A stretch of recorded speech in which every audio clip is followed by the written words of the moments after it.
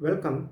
In the last session, I started discussing the different groups included under Kingdom Protista, and we have already studied about chrysophytes, dinoflagellates, and euglenoids. There are two more groups which are included under this Kingdom Protista. They are slime molds and protozoans. So in this session, we will see about those two groups, starting with the slime molds. So slime molds. So here these are saprophytic protists. So which means that they show saprophytic mode of nutrition. So in my last or previous sessions, I discussed what actually is a saprophytic nutrition. So when these organisms grow on the food substances, which will be solid, and these release enzymes onto these food substances, and the enzymes will convert that solid food substances into liquid, and that liquid food substance will be absorbed by the body of organism. So all those organisms who take the nutrition in this way are all called saprophytes, and these protists also exhibit such mode of nutrition, and they are protists. So because of what I have mentioned here, saprophytic protists. So these are saprophytic protists. And next, the body of a slime mold moves along the decaying twigs and leaves and engulf organic matter. So they engulf organic matter. So here these organisms will be growing on decaying any other not only just twigs and leaves of the plants, so any other organisms like animals also. So when they are undergoing decomposition, so they may grow on them, right? And initially when they start growing, their bodies will be very small, but as they go on engulfing that organic matter, so that is which is present in decaying twigs and leaves, so as they go on engulfing that organic matter, their body size increases in course of time, right? So the body of slime molds, they start, so here move along the means the size increases. So it looks like a spreading on those decaying twigs and leaves day by day. So as it takes the food materials, it grows in size. So the body of slime molds, that is move along the decaying twigs and leaves and engulf that organic matter. Then these organisms, under suitable conditions, they form aggregations called Plasmodium. So under suitable conditions, they congregate to form structures called Plasmodium. So I'll come to that point, what actually is this Plasmodium. Okay, so under suitable conditions, they congregate, means they merge with one another and result in the formation of Plasmodium.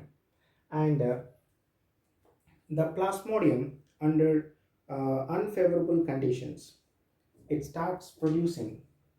So Plasmodium under unfavorable conditions. So unfavorable conditions are unavailability of food, like for example, so when food is not available, so we can consider it unfavorable conditions. So Plasmodium under unfavorable conditions, it starts forming fruiting bodies.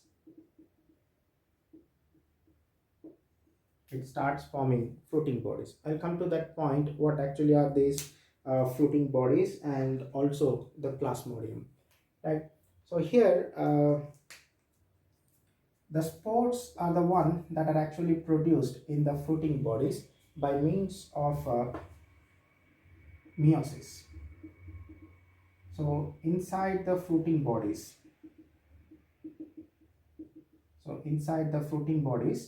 okay, the cells will undergo meiosis. Okay, cells undergo meiosis and results in the formation of spores. So hence the spores are haploid. The spores are haploid. So haploid, which we represent it as N, means having one set of chromosomes. So presence of one set of chromosomes, we call it haploid. We have one more word called diploid. So that is represented as 2N, and it has two sets of chromosomes. So we humans have two sets of chromosomes. So 23 plus 23, right? So as there are two sets of chromosomes, each set has come from one parent. So one male parent have contributed 23 chromosomes, and another parent have contributed 23 chromosomes. So that together became 46. So we are diploid organisms who have two sets of chromosomes from two different parents, right? So if we have only one set, then it is called haploid. So we are not haploid, we are all diploid. Okay, so now here what happens in this case, okay, inside the fruiting bodies, the cells which are present will undergo meiosis and they produce spores. So spores are very tiny or microscopic structures which are released after asexual or sexual mode of reproduction, and they help in dispersal of the organism to different locations. Okay, and these spores, right, they germinate and they release. So each spore will release a amoeba like cell. So here amoeba like cell, which means it is shapeless. So in case of slime molds, so inside the fruiting bodies, meiosis takes place. The cells will undergo meiosis and produce spores, which will be haploid. And these spores later, when conditions, I mean, if they fall on a suitable substratum, means suitable substratum, which means availability of food and all other factors are suitable, then the spores germinate and they release amoeba like cell, right? So we find amoeba like cells. So these slime molds are, they will be living as a single cell. So they will be living as single cell. So this is a amoeba like cell, single amoeba like cell is released, okay, from each of the spore. And now when two matching types or mating types, so this is another mating type, right? So this is also a single amoeba like, and these two are of a mating type. So later we will understand what actually all those mating types and all. Just for time being, okay, just keep in mind, in our coming sessions we will discuss in detail. Okay, so single amoeba like cells of matching or mating type, when we see, they to form zygote.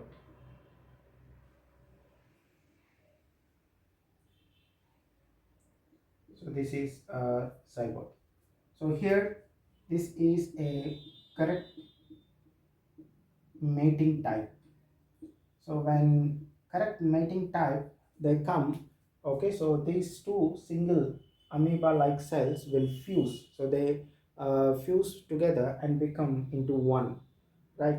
So here usually, as I told, the spores which germinate to form amoeba like cell. So this amoeba like cell is also haploid, and in this case this is also haploid and this is also haploid.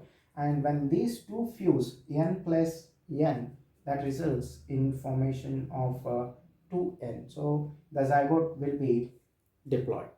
And now the zygote will be undergoing, so the cell, I mean the nucleus inside the zygote will undergo divisions, and as a result formation of a multicellular structure, and this is called plasmodium and is called plasmodium. So okay, so single amoeba like cells that they fuse and result in the formation of zygote, and that zygote, okay, starts dividing, especially only the nucleus. So this is the nucleus. It starts dividing, the nucleus starts dividing and forms many nuclei, forms many nuclei, right? And that is called plasmodium. And this plasmodium, right, as I told, under unfavorable conditions it starts forming fruiting bodies. So this plasmodium actually grows in size by, okay, moving along these decaying twigs or leaves, and so engulfing the organic food, and it starts increasing in very big size, and then it starts forming fruiting bodies. So these fruiting bodies will be growing vertically. So you can see here the fruiting bodies have been formed. So these are fruiting bodies, and here uh, inside these fruiting bodies, inside the fruiting bodies, I told the cells will undergo meiosis and produce spores, and the spores will be liberated or released out, and they will be carried by wind, water, and so to different locations. And if the spore gets all the conditions favorable, then they germinate, again release amoeba like cell, and continue this life cycle. So this is how we see the life cycle of a slime mold. Okay, so under suitable conditions they congregate to form plasmodium. So that is what the plasmodium, which is formed on the fusion of two amoeba like cells, which resulted a structure called zygote, and that will undergo divisions. So especially the nucleus will undergo division and result in the formation of a multicellular structure called plasmodium. And these spores possess true walls. The spores possess true walls. A hard coat is present on the spores, that what it makes a true wall. So they possess a true wall in case of spores, and these spores are extremely resistant. So they are extremely resistant, and they will be surviving for many years, and they start developing into amoeba like cells when the conditions become favorable, right? Right, so that I'll mention here.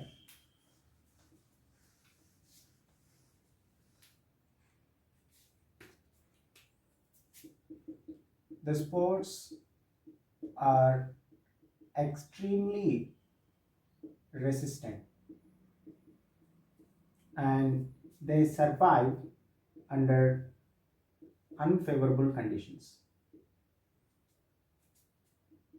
They survive under unfavorable conditions, and these spores are dispersed by air currents. So they are mostly dispersed by the air currents to different locations, and if the conditions there, wherever they fall, if the conditions are favorable, then they germinate and give amoeba like cells, and then if they meet with the correct mating type, they fuse and result in the formation of plasmodium, and the plasmodium produces fruiting bodies, and inside the fruiting bodies again the meiosis process takes place and the spores will be liberated. So this is how the life cycle continues in case of slime molds. So that's all about the slime molds. Then next we'll see about protozoans.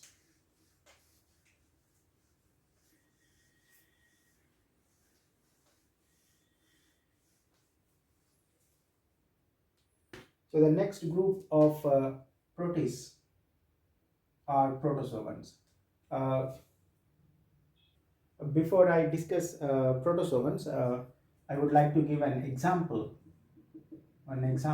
for slime mold.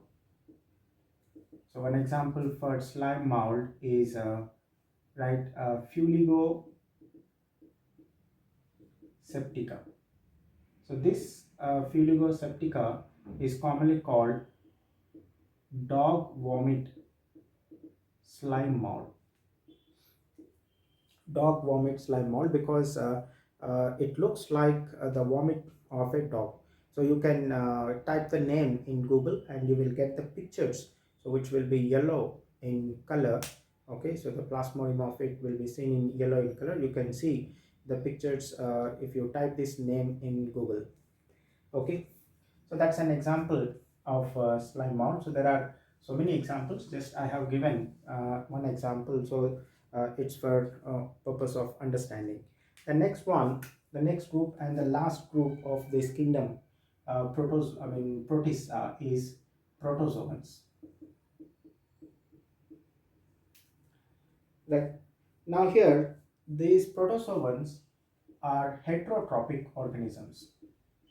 So these are heterotrophic organisms, which means they are not going to synthesize their own food materials. They will depend on some other organisms for nutrition. So they are heterotrophic organisms. Now the organisms included under this, they are they are free living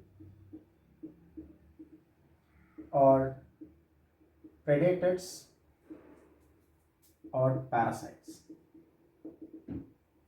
So which mean some are free living, others are predators, and some others are parasites.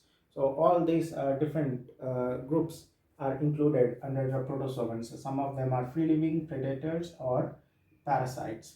Now it is believed that these protozoans are primitive relatives of animals. So these are primitive relatives of animals. It means that these protozoans have given rise to animals. So there is a common ancestor, right? And that has given rise to animals. So I'll give you that. We consider as Proterospongia. So Proterospongia is the ancestor of animals and is a link. So that has given rise to the first multicellular organisms, the multicellular animals actually. So multicellular animals, it has given rise to multicellular animals. So that is Proterospongia is the ancestor of multicellular animals. So the first group of multicellular animals are poriferids.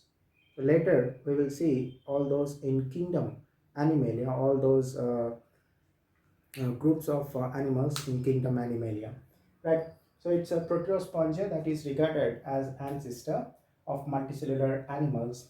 Okay, right? So that's what the protozoans are, primitive relatives of animals. For that reason, we gave this statement. Then, so these protozoans are classified into four major groups. So protozoans are classified into four major groups. So they are amoeboid protozoans. So here the name tells that they are amoeba-like. So all those protozoans who are amoeba-like, they are called amoeboid protozoans. Then flagellated protozoans. So those protozoans who have flagella. So protozoans that have flagella are called flagellate protozoans. And amoeboid protozoans, amoeba-like protozoans.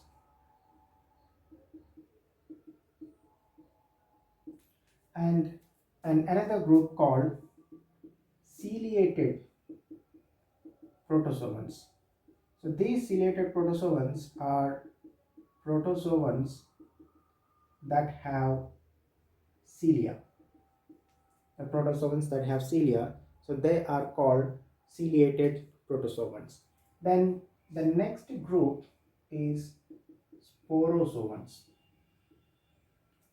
The next group of uh, right protozoans are sporozoans, and these sporozoans are protozoans who have spore-like stage in their life cycle.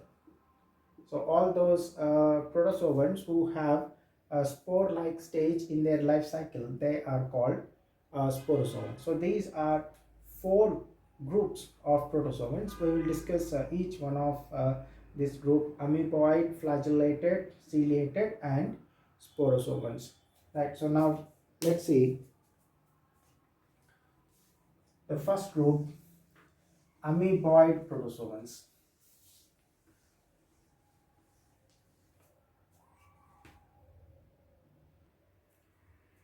So next one, amoeboid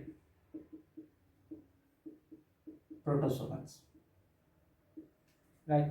So these amoeboid protozoans live in fresh waters, in sea waters, and also in moist soils. So moist soils with little amount of water present in them. So they are moist soils. So they are present in fresh waters, in in seas, and also in moist soils. Then these are free living. So these are free living, or they live as parasites. So they are free living or parasites. And these amoeboid protozoans, they capture food with the help of pseudopodia. With the help of pseudopodia. So here, pseudo, which means false, and podia, which means okay, foot. So they have false foot. So we'll see amoeba, some finger-like projections, right? So these finger-like projections are called pseudopodia, right? So we know in case of amoeba, the body is not covered by any cell wall. What we see is only plasma membrane, or the cell membrane covers, okay? And what is all inside filled is cytoplasm. And so it's a eukaryotic organism, so hence it will have a true nucleus. So this is nucleus, right? And when the amoeba comes in contact with a organism, it's a prey, okay, some other organism. So when it comes in contact with okay, a small prey, right? So say suppose here this is the prey. I'll just mention, okay, so here, so is the prey. Now when it has come in contact with this, it starts extending its pseudopodia around that foot. So you can see, so extends, okay, its pseudopodia, and slowly the pseudopodia will be growing all around the prey, and you can see the pseudopodia finally touched with one another, and then they fuse, and this results in the formation of food vacuum, and completely here the amoeba swallowed the prey. So this is its prey. Okay, so this is how the amoeba, when it comes in contact with its food, it right starts extending its pseudopodia around the food, and then it engulfs that food into its body. Here prey, I can give you an example. In this case, the prey is paramecium. So here I'm of course it feeds on different types. Here I'm giving you an example. So what the amoeba eats on. So on what kind of food the amoeba eats on. So I'm just giving you an example. Say this prey here, what it has eaten just now is a paramecium. Okay, so this is how amoeba produces its pseudopodia, and it walks. So here pseudopodia will help in two ways. It helps in locomotion, and it also helps in capturing the food. So pseudopodia have two functions: help in locomotion and also help in capturing food, and also help in capturing food. And here the word pseudopodia is a plural word, and singular is actually pseudopodium. So singular is pseudopodium. Only one it is pseudopodium, and many you can consider it as pseudopodia. So hence here, as they mentioned podia, I'll take it as feet. Okay, so the meaning of pseudopodia is false feet, and in some forms, especially those marine forms, the body is covered by shells which are made up of silica.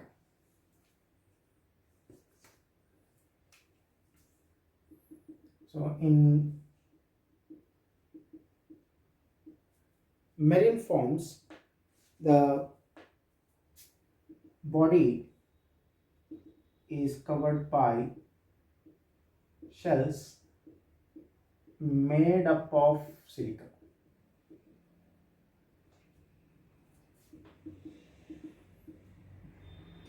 Okay, so then coming to examples, amoeba, right, and entamoeba. So this entamoeba is a parasite. It's a parasite that causes a disease, certain diseases in organisms, especially in case of human being. It causes okay, amoebiasis, that we will see it later, especially in second year chapter human health and disease. There we'll come across this example entamoeba again. Okay, so amoeba and entamoeba are two examples which I give in case of these amoeboid protozoans. With this, I will end here, right, and in the next session, we will see the remaining group of protozoans, and then start with another kingdom, fungi.